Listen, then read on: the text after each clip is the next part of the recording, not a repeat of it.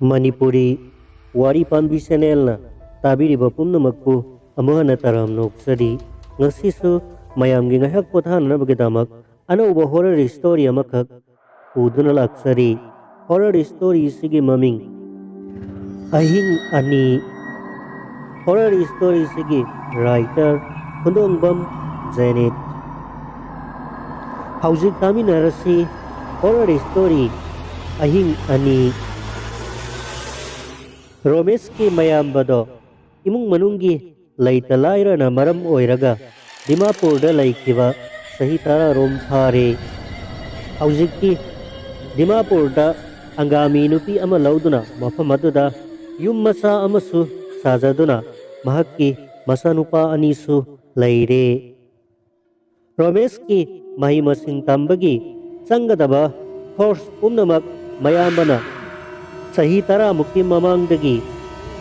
Dimapur da Laiba Hi Tufam Asobu Dukalama da Yauduna Madudagi Panglakpa Paisa Singado Magi Damak Amadi Mamagi Damak Tha Kudingi Karakara Tharak Livani Handak Romeski Mayambana Ngaudana Yamna Kanna Naduna Laikivadagi Matai Mana Romesku Dimapur da Lakana Bagi Pau Tharakpadagi Romes Nasidi Mayambagi Manakta Lakli Romesna Tongliba Basado Tadu Bidagi Asumasum Lakana Martyrs Park Langhorak Laga Har Salaba Matunda Don Bosco School Gate Yogadaba Karadang Ngairaba Asikpa Mafamamada Hulai Paiba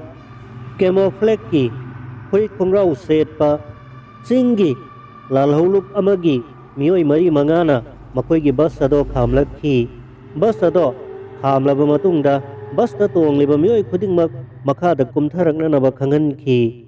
Romesu Makada Kumthari Pareng Sana Lephanduna Makoi de Yauriba Ayaw Basel Sana Lupa Potchay Mobile Phone Fauba Munmunduna Mioi Anina Lauraga Hauda Hapsili Makoi Singe Asengba Lalhulup Nate Haibado Makoi di Taudaw Aduna Taklami Makoi Soidana Gen Putpu Amagi Mioi Sing Oiram Gani Romesta Gisu Mayambagi Manakta Satpada Purakiba Lupa Lising Tarieto Purkau Dagi Lokokuna Laubi Kre Aduga Mobile Phone Masa Ama Paukak Pauna Navagi Habsabadusu Laubi Kre Romesna Thali Amoy Nungda Nakoi Dadi Mayam Nangasi Sakliba Nangliba Awaba Se Nakoi Sunong Madi Soidana Nangbu Oyuko Asumna Uning Daya Amna Warauna Murum Sonjay Tanja Dumaktada Kadom da Gino Kangaudana Nongmay Kapagi Makol Kara Nakna Tarak Lamni Leptuna Leramba Mayamado Maikay Salai Kandana Tena Bahoraki Romeski Manakta Leplo Manupado Laimaida Dom Haitaki Romesu Aping Afai Oina Lambigi Matay Asukpa Umanglomda Sentaraki Nongmayado Kanaga Kapnaribano Haibadusu Kangde Matong Maram Kangdana Chihodraga Loire Matagum Romesto Suklaba Umangaduda Tingi Angamba Maikai Romda Napida Yan Yanduna Mapamarang Kangdana Chituna Sinkha Romda Sentarakli Romesto Pabaga Pakatpaga Kong Tangpam Sukhangdre Pakatpana Mahak Senpam Sukhangra Duna Sauraba Uamagi Makada Ngaduna Ngasi Subu Karino Mangla Taibangla Mangoy Ramladi Pakranida Kanduna Sor Puina Ponduna Ako Ibaduda Poyeng Yeng Duna Angaw Bugum Lady Nong May Makolado Hauziksu Amuk Tari Romes Mapamaduda Upaduda Kayam Puina Pamtrabano Ngaudre Atiada Yeng Katpada Atiagi Tatolado Mamli Tauribado Urai Karino Hauziksubu Numita Gadorabra Karigumba Umangasida Numita Tokrabadi Ayhak Kamdaugani Mes Ipapa Khana Simaya Domda Amuk Tapna Pakat Pahorai Kangaudana Anakpa Mafamda Wakai Bagi Ahu Makolama amuk tarakpada Romesh amuksu singkharomda mapam marang khangdana amuksu sentharakle napida yanduna kumtharakpana kadomda kadaida karamba maikaide sallibano karimata khangdana adanbana nongmaina kaptuna tanarakliba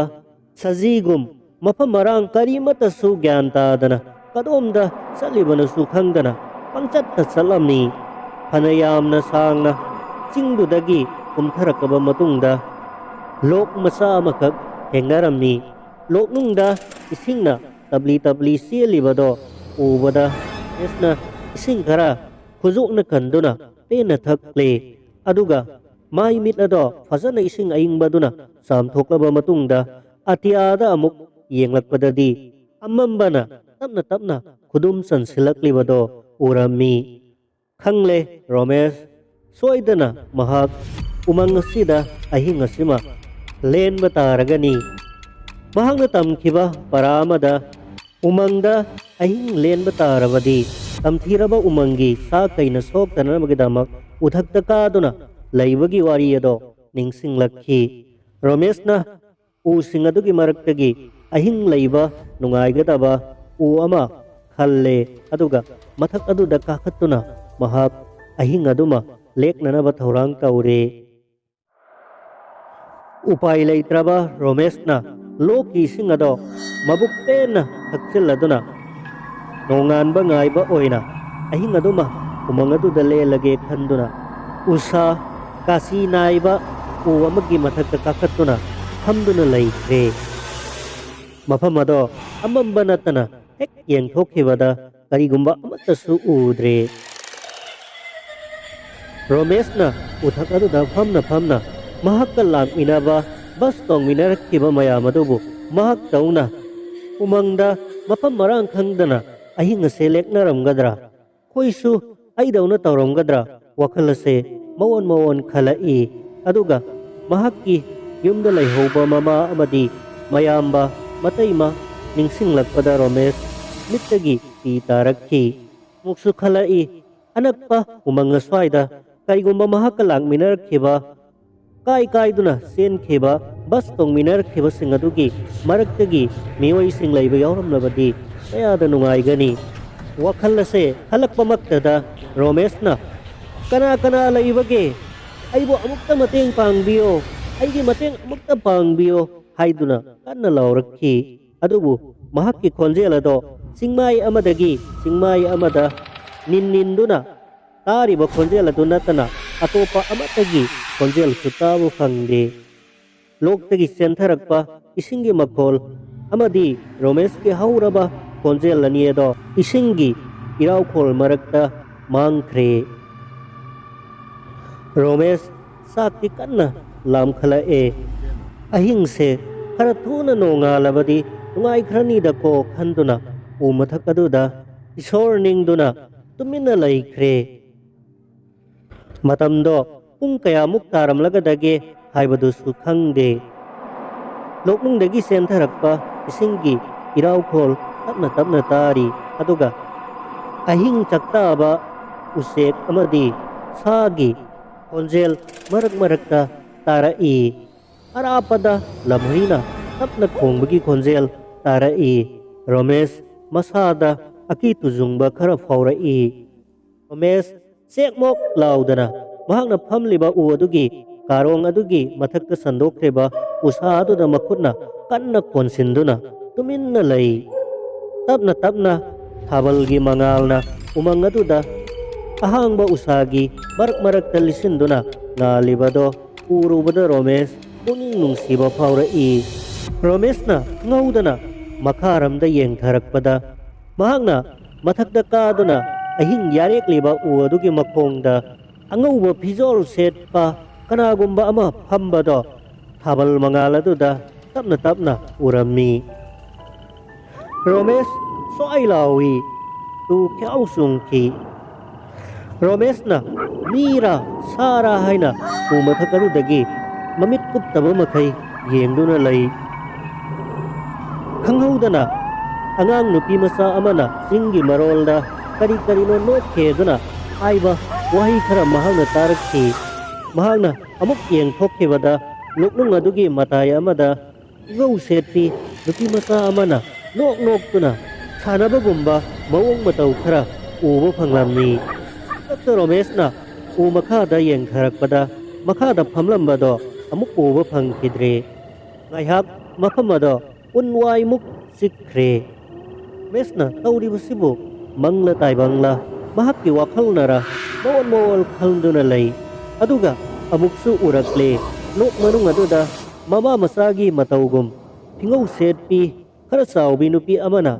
nupi masa amabu khut chamladuna kari no jingi marolda ngangna raduna nokmin naraduna satmi nari bado Romesna tasengna ure Romes iman kibana rau manungda mapal soksile adubu tawribasing ado mahakki karimata gyan tade Thabal mangala aduda mama masagi saktam manba angauba phizol setpa ani ado karigumba umang adudagi sagumba ama pharaga nokna harauna saminaribado Romesna mitkup taba makhai u mathak adudagi minna yengduna leidi adudagi amuk sangaktuna mahakna ahing yarekliba u adugi makhada hamduna sanaduna leikre Romes ibana masado yauribra yaudrabra karimata gyan tadre mahakki makunna kadaida pairiba u aduda kolibra kondrabra karimata khangdre Romes khanghaudana u makhada podrop launa takhiramni mahak gyan khanglak-laklamni itna khangsing singlaklamni khara uriba habal mangala duda loki singna makaramda senthariba maikairamda mahaksu akhatpoi kariboi angaubugi matawgum para salamni phingau setpi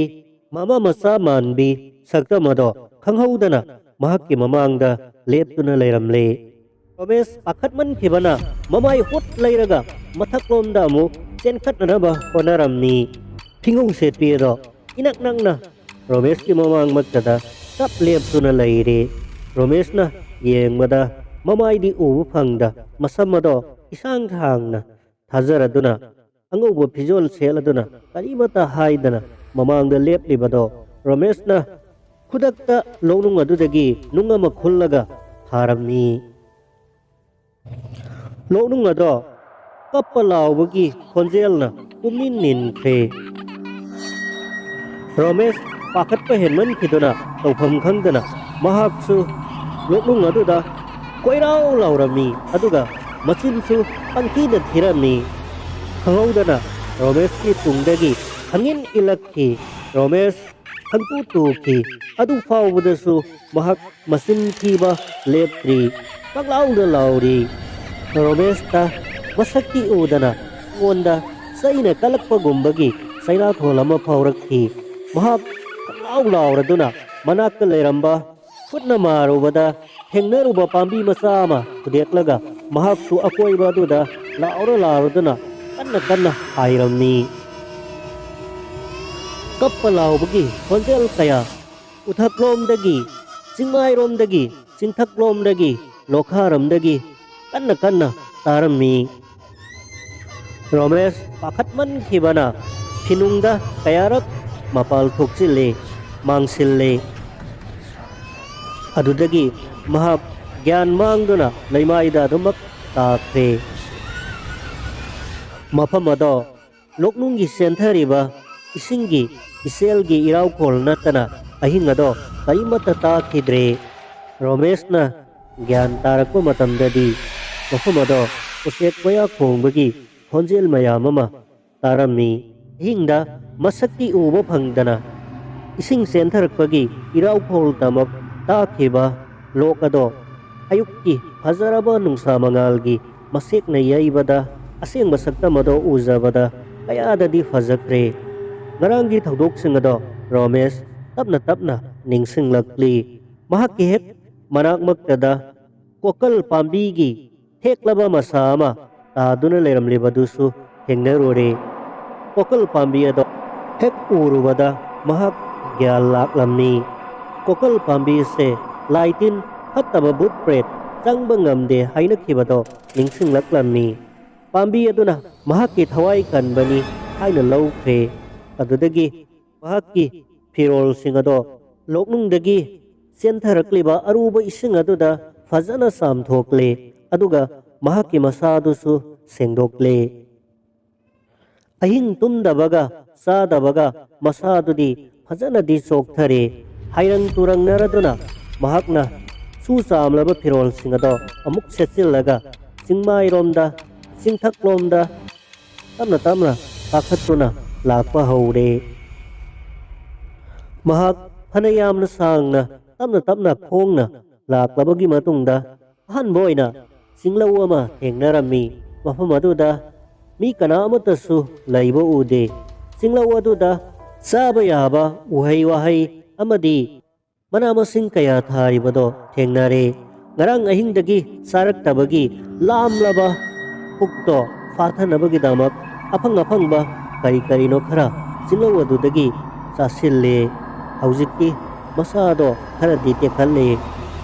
ꯆꯤꯡꯂꯧ ꯑꯗꯨ ꯇꯥꯟꯅ ꯂꯥꯛꯂꯤꯕ ꯑꯄꯤꯛꯄ ꯈꯣꯡ ꯂꯝꯕꯤ ꯑꯗꯨꯒꯤ ꯈꯣꯡꯒꯜ ꯂꯤꯔ ꯂꯤꯔꯗꯨꯅ ꯃꯍꯥꯛ ꯇꯞꯅ ꯇꯞꯅ ꯑꯃꯨꯛ ꯂꯥꯛꯄ ꯍꯧꯔꯦ꯫ ꯁꯥꯡꯅ ꯀꯨꯝꯊꯔꯛꯂꯕꯒꯤ ꯃꯇꯨꯡꯗ ꯆꯤꯡꯂꯧꯗ ꯂꯥꯛꯄ ꯑꯍꯥꯟꯕ ꯑꯣꯏꯅ ꯃꯧꯅꯍꯥ ꯑꯅꯤꯈꯛ ꯆꯤꯡꯂꯧꯗ ꯊꯕꯛ ꯁꯨꯕ ꯂꯥꯛꯄꯗ ꯃꯍꯥꯛꯅ ꯊꯦꯡꯅꯔꯝꯃꯤ꯫ ꯔꯣꯃꯦꯁꯅ ꯍꯪꯂꯝꯃꯤ, "ꯏꯆꯦ ꯑꯩꯈꯣꯏꯕꯨ ꯀꯔꯤ ꯈꯨꯜꯗꯒꯤꯅꯣ? ꯃꯐꯝ ꯑꯁꯤꯕꯨ ꯀꯔꯝꯕ ꯈꯨꯜꯒꯤ ꯀꯔꯝꯕ ꯖꯒꯥꯅꯣ?" ꯍꯪꯂꯝꯃꯤ꯫ ꯑꯗꯨꯕꯨ ꯃꯧꯅꯍꯥ ꯑꯅꯤ ꯑꯗꯣ ꯃꯈꯣꯏꯅꯤ ꯑꯣꯟꯁꯤꯟꯅꯗꯨꯅ ꯃꯈꯣꯏꯒꯤ ꯂꯣꯟꯗ ꯀꯔꯤ ꯀꯔꯤꯅꯣ ꯉꯥꯡꯅꯔꯝꯃꯤ꯫ ꯔꯣꯃꯦꯁꯅ ꯉꯥꯡꯂꯤꯕ ꯃꯩꯇꯩꯂꯣꯟ ꯑꯗꯣ ꯐꯖꯅ ꯈꯪꯗꯕꯒꯤ ꯃꯑꯣꯡꯅꯤ꯫ ꯔꯣꯃꯦꯁꯅ ꯍꯟꯖꯤꯟ ꯍꯟꯖꯤꯟ ꯍꯪꯂꯝꯃꯤ ꯑꯗꯨꯕꯨ ꯀꯔꯤꯃꯠꯇꯁꯨ ꯈꯨꯝꯂꯝꯗꯅ ꯃꯈꯣꯏꯒꯤ ꯂꯣꯟꯗ ꯀꯔꯤ ꯀꯔꯤꯅꯣ ꯈꯔ ꯍꯥꯏꯔꯝꯂꯒ ꯃꯧꯅꯍꯥ ꯑꯅꯤ ꯑꯗꯣ ꯇꯨꯃꯤꯟꯅ ꯆꯠꯈ꯭ꯔꯦ꯫ ꯔꯣꯃꯦꯁ ꯆꯤꯡꯒꯤ ꯈꯣꯡ ꯂꯝꯕꯤ ꯑꯗꯨꯗ ꯃꯑꯣꯟ ꯃꯑꯣꯟ ꯈꯜꯂꯗꯨꯅ ꯃꯍꯥꯛ ꯃꯈꯥ ꯇꯥꯅ ꯑꯗꯨꯃꯛ ꯂꯥꯛꯂꯤ꯫ ꯃꯍꯥꯛꯀꯤ ꯇꯨꯡꯗ ꯃꯤ ꯂꯥꯛꯄꯒꯨꯝ ꯁꯥꯎꯝ ꯑꯃ ꯐꯥꯎꯔꯝꯃꯤ꯫ ꯈꯪꯌꯦꯡ ꯌꯦꯡꯊꯣꯔꯛꯄꯗ ꯀꯅꯥꯁꯨ ꯂꯩꯔꯝꯗꯦ꯫ ꯃꯍꯥꯛ ꯉꯔꯥꯡꯒꯤ ꯊꯧꯗꯣꯛꯁꯤꯡ ꯑꯗꯣ ꯈꯪꯅꯤꯡ ꯅꯤꯡꯁꯤꯡꯂꯛꯇꯨꯅ ꯈꯪꯀꯤ ꯀꯤꯔꯛꯂꯝꯃꯤ꯫ ꯃꯦꯁ ꯊꯥꯡꯂꯝꯕ ꯈꯣꯡꯊꯥꯡ ꯑꯗꯣ ꯃꯈꯣꯜ ꯈꯔ ꯌꯥꯡꯅ ꯊꯥꯡꯂꯗꯨꯅ ꯄꯔꯞ ꯄꯔꯞ ꯂꯥꯛꯂꯤ꯫ ꯈꯔ ꯁꯥꯡꯅ ꯂꯥꯛꯂꯕꯒꯤ ꯃꯇꯨꯡꯗ ꯆꯤꯡꯃꯥꯏ ꯑꯃꯗ ꯂꯩꯁꯥꯕꯤ ꯑꯃꯒ ꯑꯉꯥꯡ ꯅꯨꯄꯤ ꯃꯆꯥ ꯑꯃꯒ ꯊꯕꯛ ꯁꯨꯔꯤꯕꯗꯣ ꯎꯔꯝꯃꯤ꯫ ꯔꯣꯃꯦꯁꯅ ꯃꯈꯣꯏꯒꯤ ꯃꯅꯥꯛꯇ ꯆꯪꯁꯤꯜꯂꯝꯃꯤ꯫